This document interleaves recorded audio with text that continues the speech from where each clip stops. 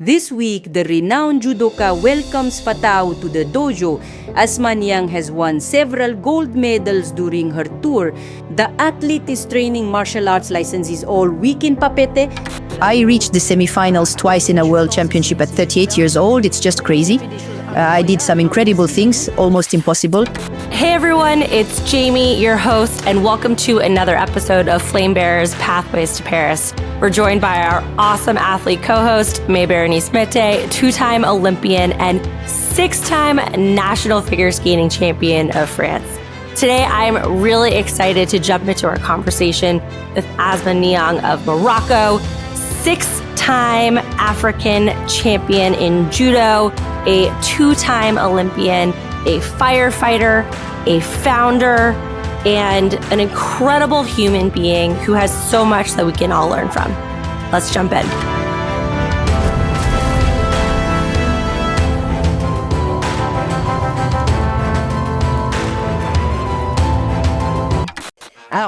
So I am Asmaa Niang, an Olympic athlete, Rio, Tokyo. I participated in Rio 2016 and Tokyo 2020 with COVID. My journey is a bit unusual, a bit quirky because the Olympic dream came to me late. So I am an athlete with long longevity. Tell us more a little bit about your journey, because still today you're still doing judo. So you haven't said your age. I don't know if you can. But if you can tell us your age, everything that you've gone through, and a little bit more about your journey as an athlete. So since you mentioned age, I always say I'm 20 years old with 21 years of experience. So there you go, 21 years of experience. Yep, 41 years old. I love it. I'm always 20. So I know I have long longevity because I always have a child spirit. I always wanted to play and noticed when I was little that in our society, the only adults who really play are high-level athletes. That is to say, they're adults and who play. And I've always been fascinated by athletes because I've always loved to play. And I found that the only ones who still play are athletes.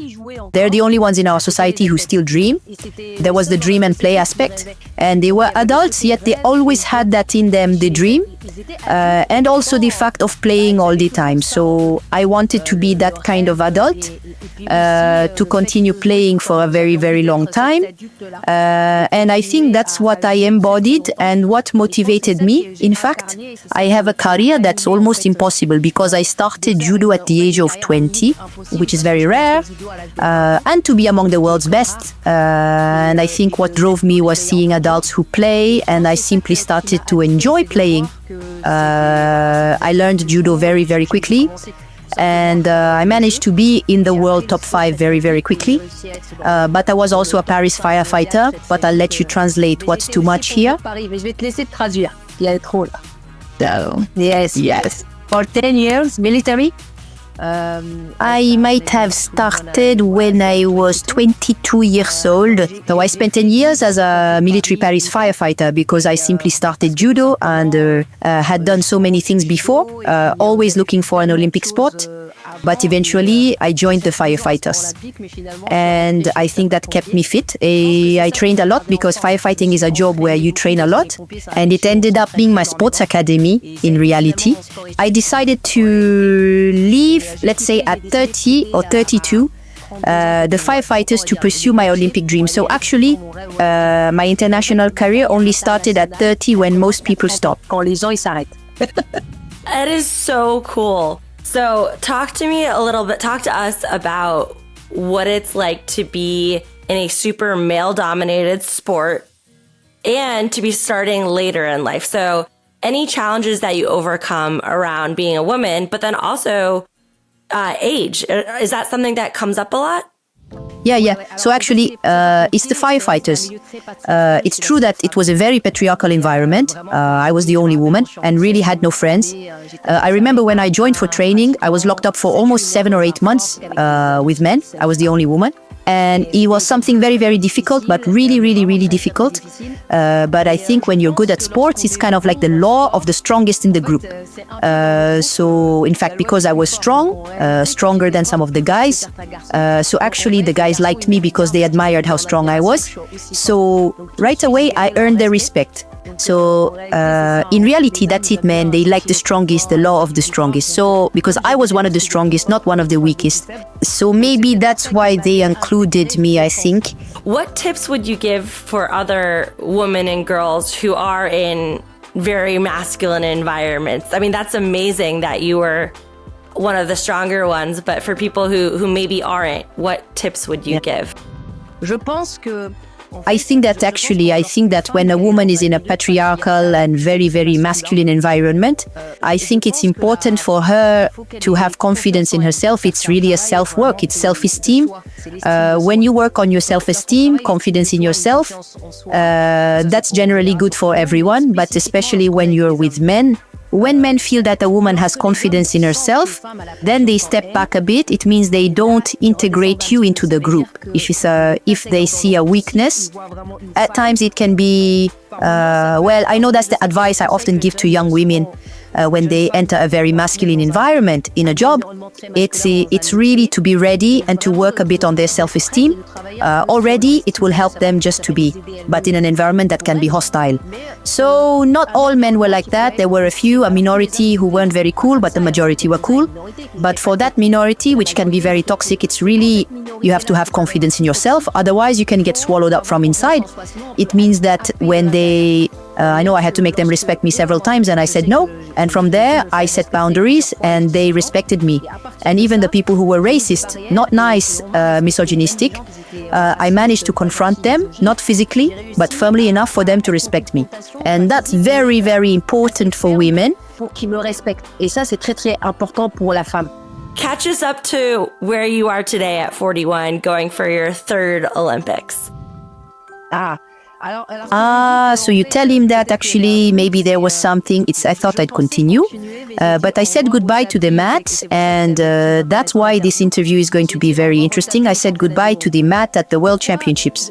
That's why I think I've always been drawn to the Olympic dream, always, and sometimes I felt like it was an end goal to have to win. I used to identify a lot with medals. Looking at my bookcase now, there are so many medals. I used to identify with them when I didn't have any. I reached the semifinals twice in a world championship at 38 years old. It's just crazy. I did some incredible things, almost impossible, and I used to identify a lot with that. And actually, I feel like since doing all this work, because you should know that I'm also a psychologist, therapist, and mental coach. And throughout my training and these past few years, I've worked so much on myself that I feel like I don't need them anymore. Why? Because I've switched sides. I'm in the business of passing things on today. A little anecdote. I gave a talk at my old middle school when I was little, and I gave them my book for their media library. And it was the first time in my life putting my book in the school's library that I felt not even a medal, no medal gave me that. Kind of intense internal joy that I left a message. That was my Olympic medal, actually. And nothing will replace that. I've gone through so many difficult trials. I know the depth of the level. There are some intense things with a lot of difficulties. And in fact, ultimately, all of this was for that book, that message I left.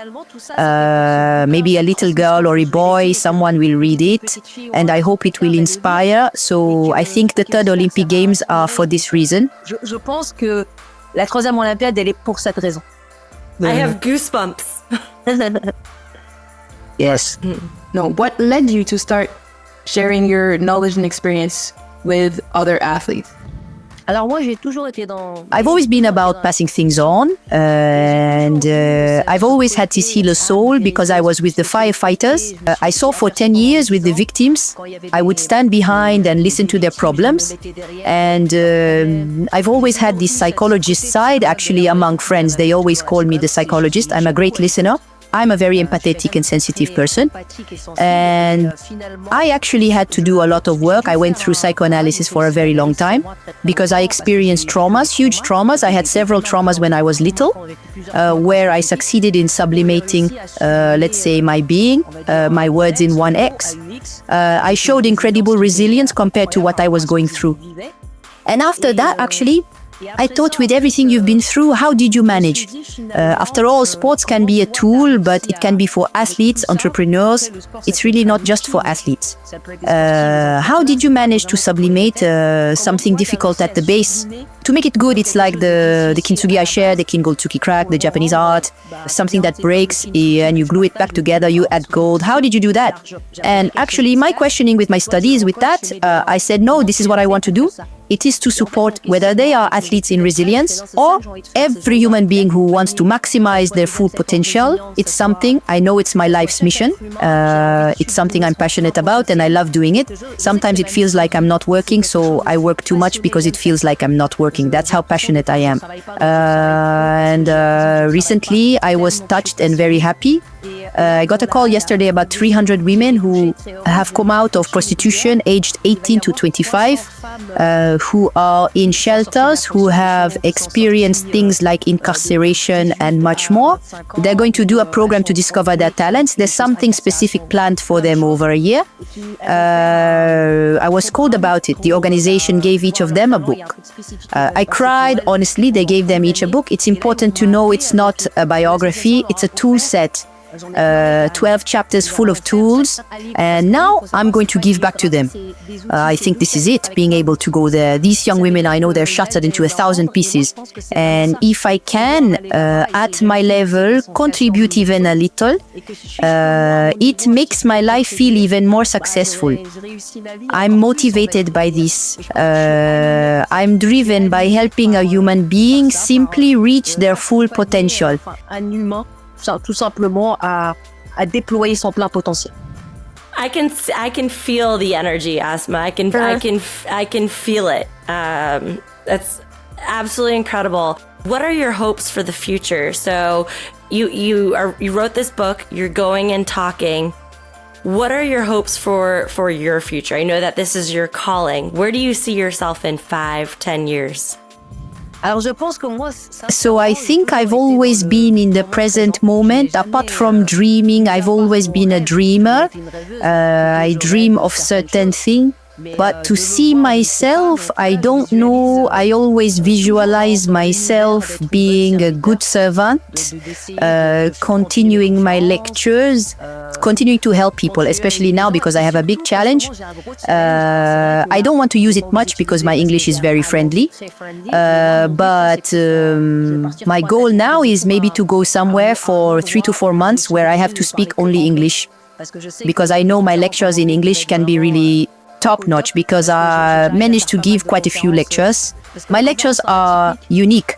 I do similar to women's shows, where I make people laugh about somewhat dramatic things. I'm a bit like Tim Burton, passing on very sad messages, but they are really fairy tale-like, where I can talk about something painful but instantly make it beautiful. So people can get the message without feeling weighed down. This is something I love doing. I adore giving these kinds of lectures. I'd love to invite you one day. I'm trying to do it in English so you can all understand. Continuing to spread and communicate all over the world.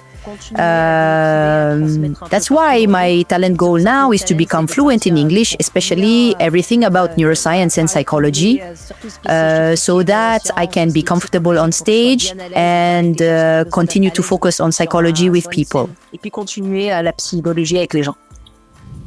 Would you see yourself maybe working with more federations as a whole and different countries as well to share your knowledge? Because that's definitely something many athletes would need and benefit from. Yes. Yes, it's true that I am an African athlete. And it's true that I contribute a lot, whether it's North Africa or Sub-Saharan Africa. And I see a lot of human potential that is not tapped into due to lack of structure, all that. And it's true that I am more focused on young girls, women actually. And sports, not necessarily at a high level. And sports wellness, sports for self-confidence, wellness to educate, wellness. And so I want to push that a bit, and I'm already doing a lot of shows. But in any case, I will continue forever. This continent is very dear to my heart because it is where I come from, where I was born. And so I know that this is a lifelong mission to contribute at my level and encourage many people from the diaspora to also help give something back there. Asmaa, you mentioned you work with everyone, but you have a particular commitment to women and girls. What is the future that you want to see specifically for women and girls in sport? I think things have evolved a bit for women's sports, but I feel that sometimes people might think it's because nobody watches. The last time I asked myself this question, and I stayed on this question for a long time: why is women's sports less watched? And the message I want to leave, that I really want to leave, is to all the women who don't necessarily do high-level sports, women, if they all watched, because football, the boys, they watch them, they have people watching them. That means in the end, these women need them, meaning it's also these women who should give us strength to increase this visibility.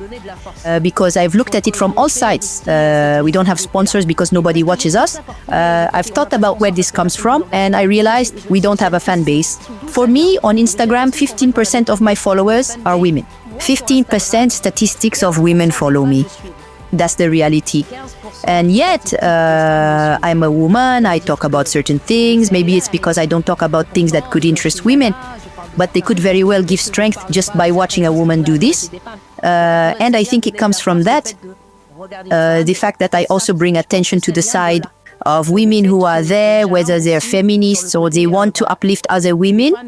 But in fact, these athletes need you to watch them, so we have more visibility, more strength.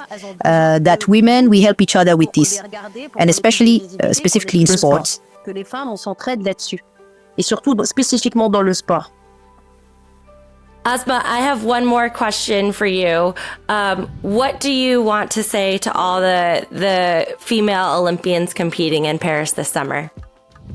I was asked this question yesterday in an interview on a TV channel. So, just all I want to tell them quite simply is that the Olympic Games are something they've worked towards for 4 years.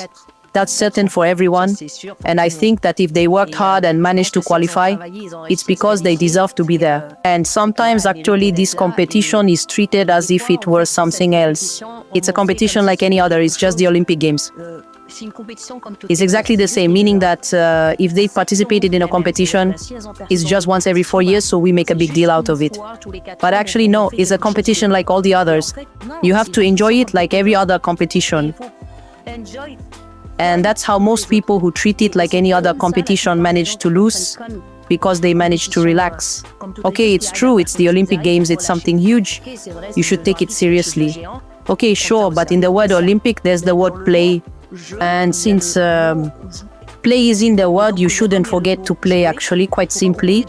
And just enjoy asking yourself 3 questions. The 3 questions. 3 questions are: where are you here? What time is it now? Who are you at this moment? So I hope they just ask themselves 3 questions. Every time they feel stressed or they feel they're not present, it's who are you? Where are you? What's your name? Where are you from? So they just ask themselves 3 questions and they will come back to themselves and enjoy every moment of the Olympic Games. And that's where they'll perform well, whether they get a medal or not. And I don't want them to identify themselves. If they leave the Games without a medal, I don't want the value of the medal to affect them. The gold medal will never be their value. The gold medal is a reward. It's just a reward. I hope you all get it. But if it's not there, you are not that. That means your value shouldn't be affected. You may start over, do something else, whatever, but just don't identify too much with it. Wanting to win it is one thing, but don't identify too much with it. That's it. And then full of love for these things. Et puis full of love pour ces Jeux Olympiques.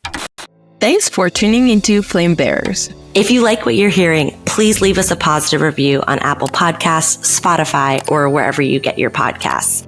You can also follow us along on social media for more behind-the-scenes exclusive content on Instagram, TikTok, X, Facebook, LinkedIn, whatever social platform you are on. Thank you, and stay tuned for our upcoming episode.